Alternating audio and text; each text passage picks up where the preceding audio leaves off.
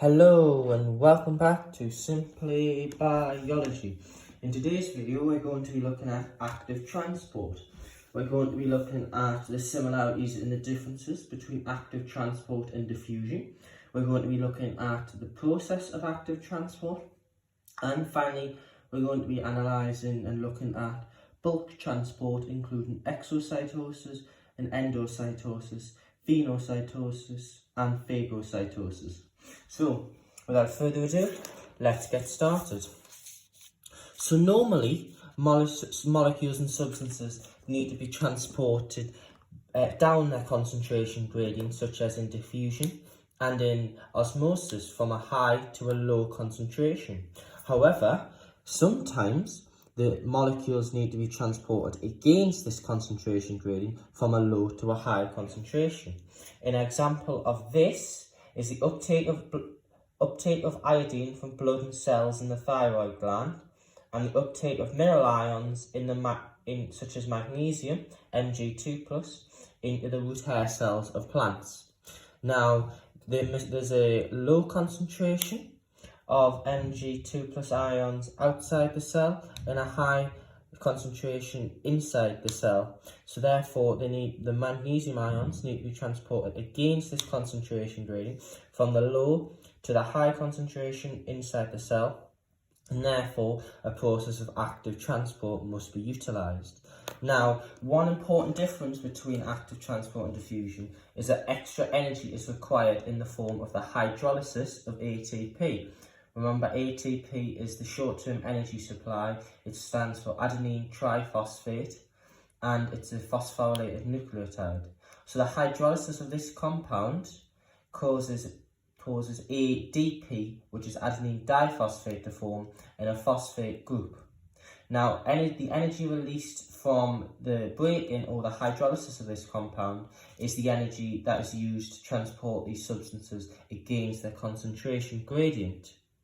Now, it's important to note that active transport is therefore what's known as an active process, while diffusion and osmosis are known as passive processes. So, active transport, how does it occur? Active transport occurs because of the carrier proteins in the cell membranes, which are specific to only a few molecules. So these carrier proteins have a specific shape to the substrate molecule which they actively transport. So obviously in the case of the root hair cells, the carrier proteins in the root hair cell membrane have a specific shape to the Mg2+ ions. Right, okay. And therefore, the root hair cells have a complementary binding site to the Mg2+ ions. So what happens is the binding of the Mg2+ ions, in this case, bind to the root hair cells, and the addition on the binding of ATP causes what's known as a conformational change within the carrier protein, and therefore this protein then changes to allow the molecule, which was in this case the ion or the substrate, into the cell. So it transports from a low to a high concentration. So there's often a high concentration of, let's say, ions within a cell, and obviously because we want to increase that concentration, we need to transport from a low to a high.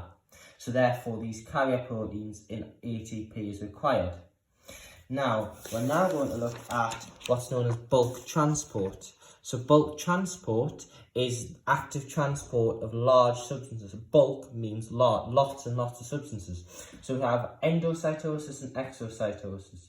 So the endo is the movement of substances into the cell, and exo is the movement of a large amount of substances outside of the cell. So we're now going to look at the process. So in endocytosis, what happens is there's a large concentration of substances outside the cell.